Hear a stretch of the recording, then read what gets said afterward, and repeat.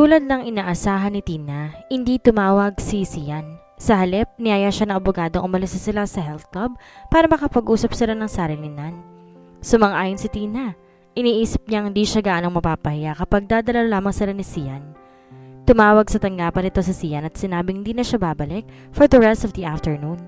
Nagpunta sila ni Tina sa isang tahimik na restaurant para kumain. Kilala ng mga waiter dito sa Sian at nitsima silang mabuti. Christina stared at everything except at Sian. Iyang-hiya siya dito. But then she became the only subject of his interest at these moments. Kinuha ng waiter ang mga orders nila. Bihirang uminom si Tina, ngunit ngayong tensyonada siya, nag-order siya ng brandy. Bourbon wine ang in-order ni Sian, plus yung kakainin nila, steak at Caesar salad. Pero hindi silang parehong makakain. Pwede bang ulitin mo yung sinabi mo sa akin kanina sa health club, Tina? Kalimutan mo na yun. I insist, Tina. Sandali lang, Sian. Halatang nininervyos ang dalaga. Kung nasa loob lamang sila ng hukuman, pipit-pitin nito ang kausap. Ngunit sa ganitong personal na pag-uusap, lalo na sa isang napakagandang babae, iginagalang ng abogado ang pagkakasensitive ni Tina. Kanina sa gym, tinaranta ito ng dalaga. Parang he wanted to give her a dose of her own medicine. Kanina sa gym, may proposition sa akin ng isang napakagandang babae. Gusto ko lamang makatiyak na nauunawaan ko ang lahat. I did not make any proposition, Sian. What I meant was, kailangan tayong magpanggap. Tumaas ang kilay ng abogado. Simulan nating muli ang sinabi mo kanina, Tina. Masuyo na ang tinig ng abogado. Pinagsalikop ni Tina ang mga kamay niya sa kandungan. Kailangan magpakatatag siya. Isa siyang professional. Business proposition ang imumungkahin niya kay Sian for the good of the case. Nothing more, nothing less. In Tagalog, walang labis, walang kulang. Ganito kasi yon, Ania. Malapit sa iyo ang blackmailer. Nakakasalamuha mo ito na madalas either on social or business spaces. You have two options. Maaari mong isangguni ang kaso sa mga otoridad para matakot ang blackmailer, or maaari mo itong bigyan ng fake sense of security by hiring my services na hindi nito mahahalata. I understand now. Kung magpapanggap tayo may intimate relationship, magiging disimuladong pagiging close natin at reasonable kung tutukan mo man ako sa bawat sandali, lalo na kung ipapaalam natin sa kanila na silosa ka. Yeah, that's the general idea. I was thinking of pretending to be your relative pero hindi magiging natural kung kakalad ka rin mo isang kamag-anak lamang sa mga pupuntahan mo, hindi ba? Tama. Magkakaroon ako ng chance na makilala at mapag-aralan ang mga taong kasalamuha mo na hindi nila namamalayan. Tumango si Sian. That's a brilliant idea. Mahalaga kasing walang maghinala na paniimbestigahan mo ang blackmailer. Kaya mo ba ako kinarinyo kanina sa health club? Yes, wala nang panahon. Kailangan magtrabaho tayo ng double time. Thanks, Tina. Kapag tinanggap ko ang isang kliyente, tinitiyak kong karapat-dapat tong pagkukunan ng panahon. Pagod. At kung dapat kong isugal ba ang buhay para dito, hindi lamang iyong perang kikitain kong mahalaga. At naging karapat-dapat ba ako? She wished he would not look at her that way. Naroon na naman sa kanyang kaibuturan ang damdaming iyon. Isang achy longing feeling na nag-uudyok sa kanya para maglambitin sa batok ni Sian at hagkan siya ng lalaki. Isang damdaming alam niyang dapat niyang supilin. Narito ako ngayon, hindi ba, Sian? 2 taon na tayo may professional relationship. Gusto sanang sabihin ni Sian na pagkatapos ng nangyari sa health club kanina, higit pa sa professional relationship ang gusto nitong mamagitan sa kanila. May nararamdaman na itong kakaiba para sa dalagang detective. He seems to be falling in love with her. Nag-init siya na magdikit ang mga katawan nila sa gym. Okay, nalaman nating attracted tayo sa isa't isa. Kailangan natin ipagpatuloy ito para maging makatotohanan sa mga paningin ng kinaukulan. May magiging problema ka ba dito, Tina? Napakalaking problema. Tugon ng isipan ni Tina. Tumingin siya sa makisig na abogado, ngunit wala siyang aaminin sa lalaki. Nagkaroon na din ako ng unpleasant assignments in the past. I will just consider this as one of them. Thanks, inis na sabi ni Sian. So it is unpleasant to you after all. Nagbibiro lamang ako. Pikon ka pala? Baka magselos ang boyfriend mo. Kaya ko to at saka nagiging personal ka na yata.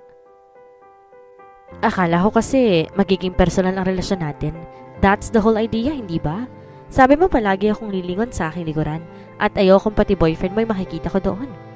Wala akong commitment sa kasalukuyan. Ikaw, Saglit na sumagi sa alaala ni Sian, si Hannah, ang matinding away nilang nauwi sa hiwalayan. No commitments either, or for a long time. Nakakapagtakang di mo alam ito since you had been checked on my background. But not on your personal life, Sian. I'm sorry, hindi ko dapat sinabi yon. Okay lang. Kailan natin sisimulan ng pagpapanggap na mag-on tayo? The sooner the better. May mga invitations ako sa party pero hindi kasi ako mahilig dito. Same here. Pero kailangan talaga mag-adjust tayo. Pero kung ikaw ang kasama ko, Sian felt a desire to taste her again. Be serious, Sian? Right. Titingnan ko ang aking schedule sa office. Tiyak na maraming invitations na gusto ko sanang iwasan. You have to tell me what to wear para hindi ako mapintasan ng mga kaibigan mo at business associates. I think I have to do some shopping. Singilin mo sa akin ang lahat na magagastos mo. Kasali to sa bill. Gusto mo ba samahan kita? She saw the gleam in his eyes. Wag na. Bayaran mo na lang ang gastos pero ibawas mo sa akin professional fee. Killjoy ka talaga. Pero kailangan siguro, bigyan mo ako ng background rundown on yourself. Para alam ko isasagot ko kung may magtanong sa akin tungkol sa'yo. Para hindi naman magbukang kailan lamang tayo nagkakilala. Ganon din ang gagawin ko. Napansin ni Christina na tila balisa si Sian. What's wrong, Sian? May naisip ako na maging malaking obstacle sa ating pagpapanggap na magkasintahan. What? As my sweetheart, makikilala mo man nakakasalamuha ko on a social level pero hindi ang mga kadils ko professionally. Pero pupuntahan kita sa opisina, hindi ba? Paminsan-minsan, pero hindi mo sila makikilalang lahat sa ganoong pagkakataon. E di, papanay-panayin kong pagpunta sa opisina mo. Hindi kaya mahalata tayo nun? Kasi wala pang babae nagpupunta sa opisina ko. Ikaw pa lamang ang una. Ayokong paghaluin ng trabaho sa pleasure. Problema nga yan. So anong gagawin natin ngayon? Huminga na malalim si Tina. Huwag mong sabihin doon ako titira sa bahay mo para makilala kong lahat ng dapat kong makilala. Lumuwa ang ngiti ni Sian. Tama! Ang alin? Ang sinabi mo. That's exactly what I was thinking of. Namula si Tina, maang na napatingin sa kaharap. Nasisira na ba ang ulo mo? Forget it dahil hindi ko magagawa ang iniisip mo, Sian. Kailangan may maisip silang ibang paraan. Sa loob-loob ni Christina, kahit ano, wag lamang ang suggestion ng abogado. Think about it, Tina. Ito lamang ang paraan para maniwala ang mga kakilala ko na the confirmed bachelor is really hooked up this time. Pwede mo na akong ihatid at sunduin mula sa opisina. Baka naman masolve na natin tong misteryoso ito bago natin kailangan gawin ang sinasabi mo. Eh paano kung hindi? At saka na natin pag-usapan tong muli. Wag mo akong ibibitin, Tina. Ikaw na nga rin na nagsabi hindi tayo dapat mag-aksaya ng panahon. Pero ayaw makisuno si Christina ng tirahan sa abogado. Ipinikit ng dalaga ang mga mata. Nahati sa dalawang damdamin niya. Ang hangaring makatulong kay Sian at ang instinct niya for self-preservation. Nahirapan siya makarecover nang mamatay ang nobyo niya na si Bryant at nang iwan siya ni Bruce. Ayaw niyang ipagsapalang muli ang kanyang pag-ibig kay Sian. Hindi ko magagawang basta na lamang mag-impake at lumipat sa bahay mo, Sian. May sarili akong buhay, ibang mga kliyente at isang pusa.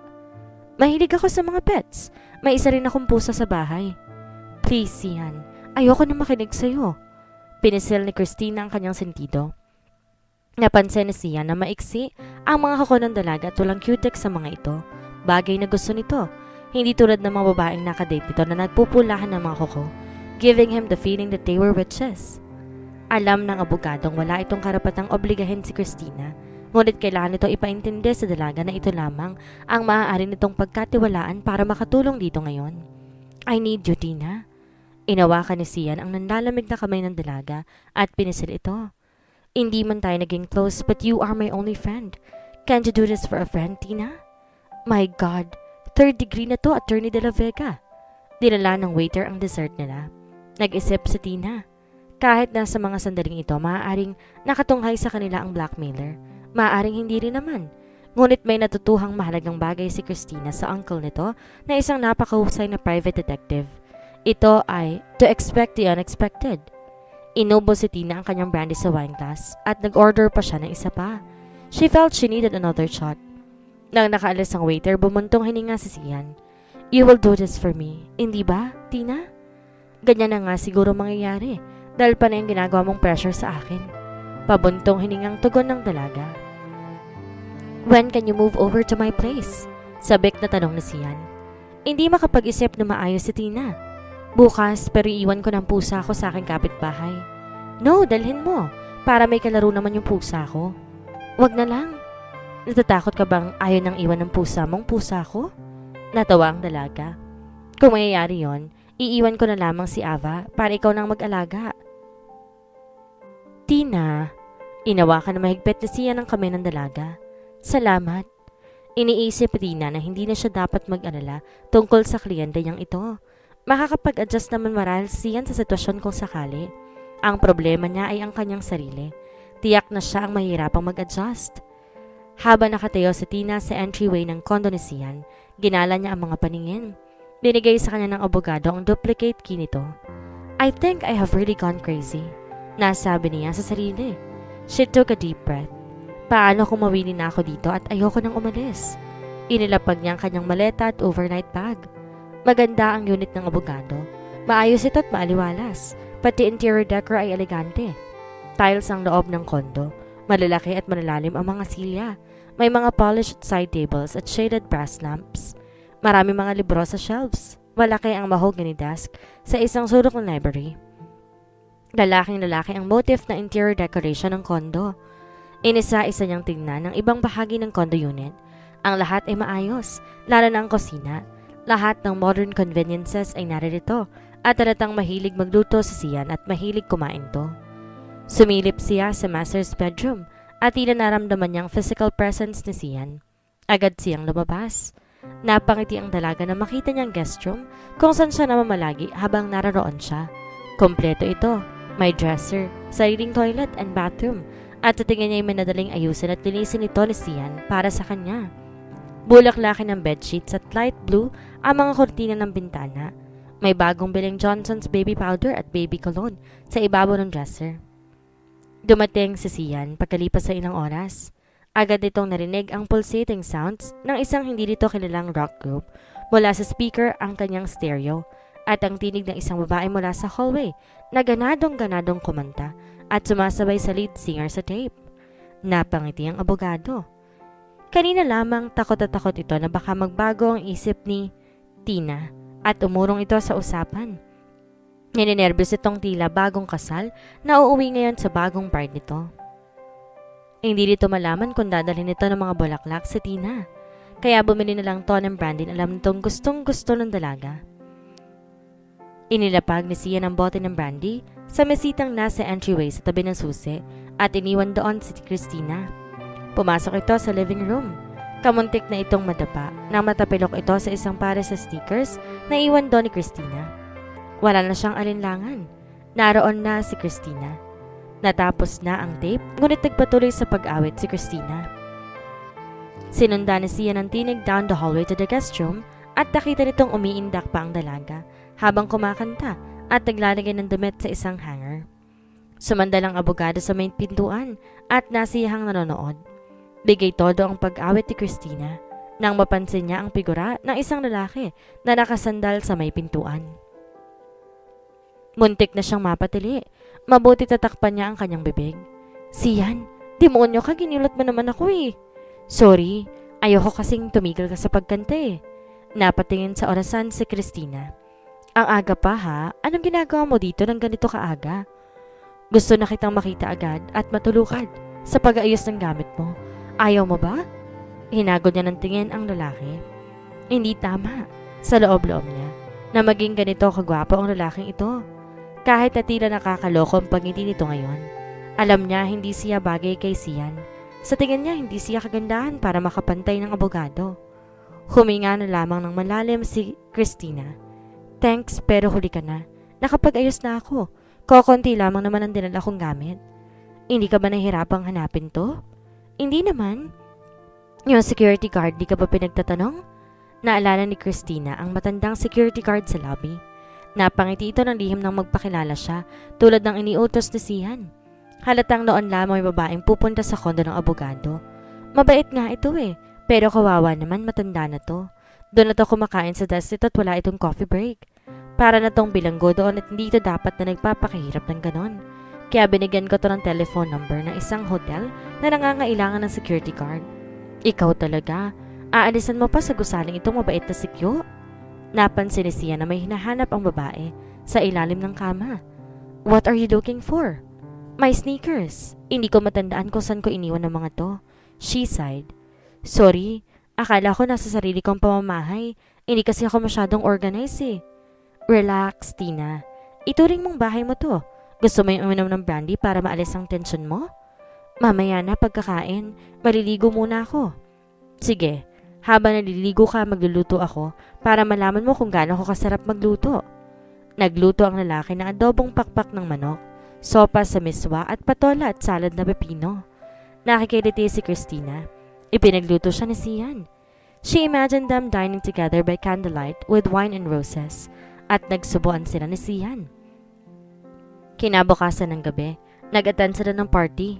Isang charity party to raise funds for a charity clinic sa slums of Manila. Itinanghal ito sa top floor ng opisina ni Sian. Mayayaman na mga dumalo dahil sa magagara mga sasakyan na nakaparada sa premises ng building. Nang matapat ang elevator sa palapag kung saan naroon ang law office ni Sian.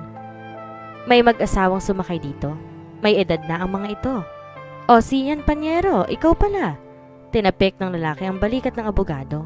Maputi na ang buhok nito. At sino naman ang napakagandang babaeng ito? Ikinaweng ni Sian possessively ang bisig nito sa bewang ni Christina. Sweetheart, ito ang business partner, senior ng law office namin na si Attorney Hugo Villa and his wife, Alice. Nagdaop palad sila. At siya si Christine Galle, the best thing that ever happened in my life. Patuloy na pagpapakilala pa ni Sian. Mukhang seryosohan na to ani Attorney Villa. Akala ko si Hana lamang ang hindi na ituloy ng abogado ang sasabihin dahil sinikon ang misis nitong tagiliran. Sorry. Okay lang. Nakangiting sabi ni Christina. Napag-usapan na namin ni Sian ang lahat na nangyari mula na makahiwalay kami. Pero ngayon nagkita na kami, we will make up for the lost time. How romantic! Kinilig si Mrs. Villa. Anong ginagawa mo ngayon, Iha? Isa rin po akong abogada at bala ko po magtayo ng law office dito. Pero malamang na magiging partner ko na lamang siya sa buhay, ani Sian. Hinagka nito sa mga labis si Christina na ikinapamula ng dalaga. Na makarating sila ng top floor, ipinagbiri ni Hugo ang misis nito kay Sian. Maghanap kayo ng pwesto at may kakausapin lamang ako. Tila natatarantang wika ng matanda. Nga naman, inis na sabi ng asawa nito. Ikaw talaga, oo. Pero nawala si Hugo at hindi na namin nalaman kung saan nagpunta. Tiranaw ni Sian ang senior partner niya ng palayo na ito. Hindi sila gaanong close pero okay naman ang working relationship nila. Nagtatalo sila sa ilang bagay paminsan-minsan. As the party progresses, Tina started analyzing each guest. Sino yung kalbong yon? Tanong niya kay Sian. Si Jeff Anon. Bakit? Mukhang di ka nito gusto. Masama ang tingin sa'yo. Palagi kasi itong talo kapag kami magkatunggali sa hukuman. Natawa si Sian. Hindi ko rin to gusto. May naupong mag-asawa sa tabi ng mesa ni Tina. Mas bata kay Sian ang mga ito. Nasa mid-20s marahil. Nalaman ni Tina na anak ni Hugo ang lalaki na isa ring abogado, si Errol, at ang asawa nitong si Faye. Nahalata agad ni Tina na malamig ang pagtitinginan ni Sian at Errol at mukhang weakling ang anak na ito ni Hugo Villa. Gusto mong magsayaw o uminom? Tanong ni Sian kay Christina. Let's dance. I want to ask you some questions. Isang old sweet tune ang tinutugtog. Sian drew Tina into his arms on the dance floor. Tungkol ba kay Errol Villa ang itatanong mo, Tina? Yes. Maliban sa inggit, ano sa palagay mong dahilan at hostile ito sa'yo? Binara ko ang pagpasok ito bilang junior partner sa law office. Ha? Pero anak na ng founding partner ninyo. Kahit na, he is not qualified. Masisirang reputasyon ng opisina.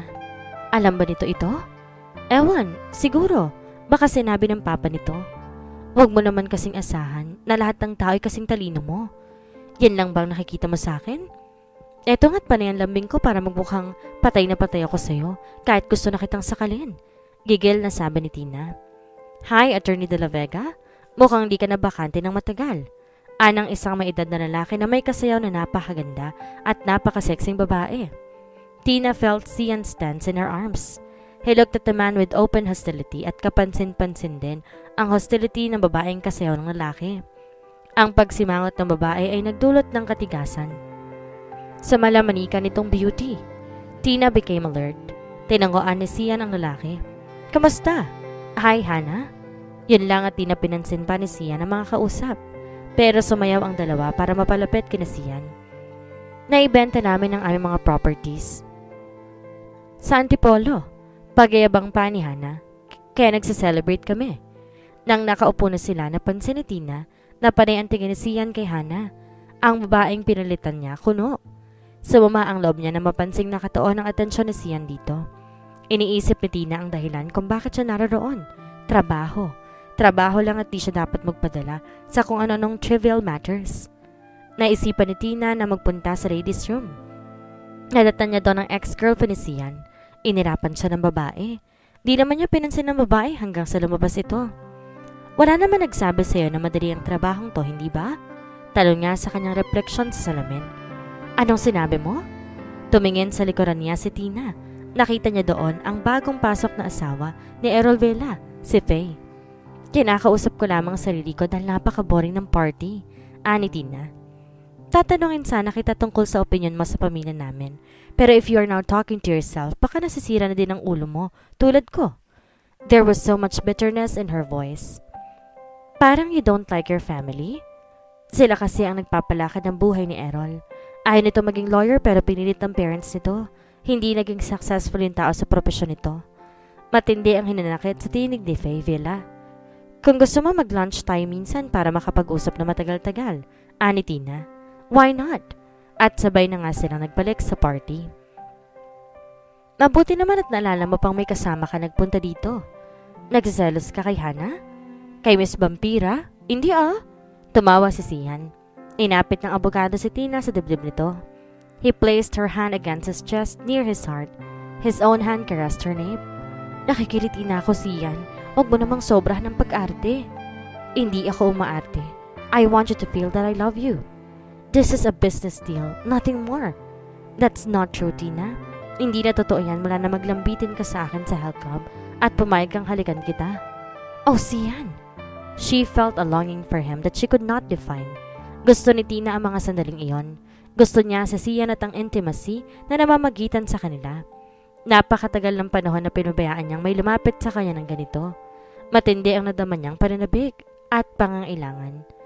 Nadinig ni Sian ang paghinga ng malalim ni Tina. "Igit na masarap to kaysa nagtatalo." Masuyong wika ni Sian. "Baka hindi magandang ibungan nito." "Sian, walang pangit ang ibibigay ang pag-ibig, Tina. Diyan ka nagkakamali. Kamandag ito ko minsan. Lumalambot ng iyong puso, Tina. Sana hindi ka na lamang naging kliyente ko, Sian. You are a hopeless case. Your body is so soft and warm. Ang pagiging malambot hindi asset sa trabaho ko. Hindi ka naman nagtatrabaho ngayon. Off mo ngayon." He drew her close to him and she sighed. Sian wondered if she sighs in bed when making love. He crushed her slender frame against his body. "Sian, just let go, Tina. Just for a while." "Pero mali ito." Her voice trailed off. Tao lamang siya para hindi siya masiyahan. She gently pushed against his chest and looked at him. "Lumalalim ng gabi. Magtatrabaho pa tayo bukas." There was desire in his eyes as she looked at him. She sighed and closed her eyes. "I think we better go home." He wanted to draw her back into his arms. He wanted to say na hindi siya matigas pagdating sa pag-ibig, pero kailangan magdahan-dahan ni Sian. Baka umilap si Tina dito. "Mukhang dumadami ang nagagalit sa'yo," she said to him when they walked to the car. Number 1 na si Hannah. "Ano pang natuklasan mo?" Na hindi pala gusto ni Errol ang maging lawyer at pinilit lang to ng parents nito. Hindi rin to interesado to join your law firm. He wanted to be an architect. "Sino may sabi sa'yo?" "Si Faye, ang misis nito." "Nagkausap kayo?" "Oo, sa ladies room." "Bakit?" "Ako matagal ko nang kilalang babaeng yon, pero she never talks to me." Hindi sila masaya ni Errol dahil pinakikialaman sila ng mga parents ng lalaki, lalo na raw si Hugo Vela. May narinig silang engine na nag-start sa likuran nila. Wala naman sila nakikita naglalakad kaninang kasabay nila. "Tabi, Sian!" Narinig ni Tina ang pag-anda ng isang kotse mula sa slot nito at tatabi sana sila ni Sian nang biglang paanda rin ng driver at tumarurot na ito patungo sa kanila. Hindi inintindi ng dalaga ang sariling kaligtasan nang itulak niya ang nabiglang sisiyan out of the car's way. Pagkatapos lumundag siya in the opposite direction. "Christina!" Nagkasabay ang sigaw nito at ang roaring engine sa parking lot. Nakaramdam ng kirot sisiyan sa kanyang tagiliran nang sumadsad ito sa hood ng isang kotse pero hindi nito ininda. Nakita nito si Christina nang nawala ang dalaga behind the car racing up the exit ramp. Tinakbo nito ang dalaga na nooy nakandusay na sa cement floor. "Nakuha mo ba ang plate number?" "Hindi. Ikaw nasa isip ko, Tina. Akala ko ba sabi ng blackmailer na kailangan ka lang umalis sa trabaho? Hindi dito sinabing papatayin ka kung hindi." "Hindi ko gusto yung biro mo, Tina. Pero mukhang papatayin ka nga nito. Munti ka na mapahamak nung itulak mo ko." "Trabaho ko yan. Para mag-investigate ang trabaho mo pero hindi para maging bodyguard ko." "Ah, ganun ba? Hayaan mo sa susunod na may sasagasa sa'yo, tatabi ako at sasabing di kasama to sa trabaho ko." Nagasgas ang tuhod ng dalaga, napunit ang gown, napansin niyang nakatitig sa mga hita niya sa siyan. They felt a different passion, hot and aching. He explored her lips, thrust his tongue deep into her mouth and lost himself. Sa pangalawang pagkakataon, sa loob ng ilang minuto, nadama ni Tina na muling bumigay ang mga tuhod niya. Need so long denied overwhelmed her and made her grasp his shirt in panic and desire. "Wala kang karapatang gawin yon." Anas niya nang bitawan na siya ng lalaki. "Narin yon sa pagitan natin, Tina. Kahit hindi natin gustong pansinin to, naroon at hindi aalis." Ang lakas ng loob niya, naisip ni Tina. Inaasahan ba ni Tina na paiinitin niya ang kama nito? Samantalang nakihana pa rin ang isipan nito? "Umuwi na tayo," ani Tina at nagpauna na siya sa kotse. Yan ang nga marahil ang dapat nilang gawin, naisip ni Sian. Pareho silang tensyonado and he could not think of anything but wanting to possess her. Iniligtas ni Tina ang buhay nito. May gustong pumatay dito, but he could think of nothing else but his aching need for her.